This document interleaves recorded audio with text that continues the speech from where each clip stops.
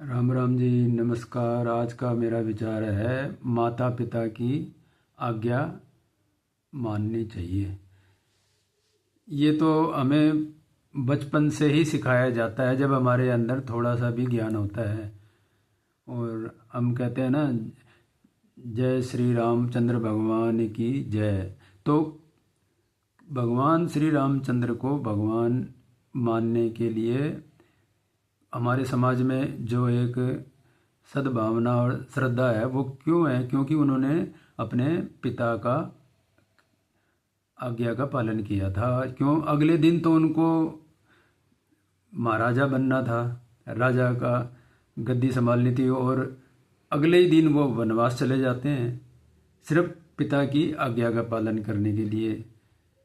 तो उन्होंने बहुत कुछ सीखा, और रामायण से हमें बहुत ज़्यादा ही शिक्षा मिलती है। तो कोई भी माँ बाप अपने संतान के लिए हमेशा ही हित चाहता है। आज का जो समाज है पहले की तुलना में बहुत ज़्यादा कठिन हो गया है। माता पिता को भी जो बच्चे हैं जो 10-12 साल से, उनको अपने बच्चों का लालन पालन करना बड़ा कठिन हो रहा है। क्यों?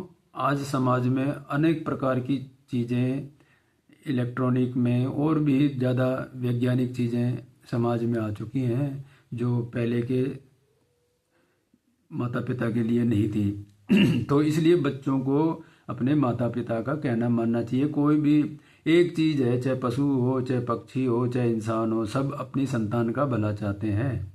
तो इसलिए जो समाज में हम देखते हैं कि सब, जब ये सुविधाएं आने लग जाती हैं तो बच्चे वो भूल जाते हैं, बड़े होके जब बाहर समाज में चलने और अपने, वो भूल जाते हैं।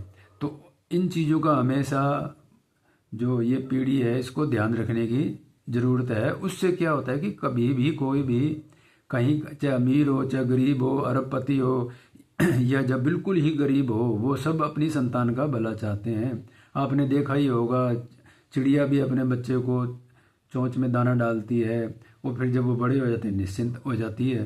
तो कहने का मतलब है, समुद्र में मछलियाँ भी हैं, वो भी अपने छोटे बच्चों का ध्यान रखती है। तो हर माता पिता अपनी संतान का ख्याल रखता है।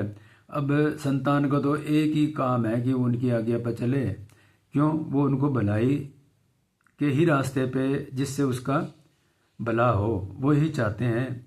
तो अब इस पे तो बहुत ही लंबा कहा जा सकता है, मगर अब जो समझेगा तो इतने में ही है। ठीक है जी, राम राम, जय हिंद।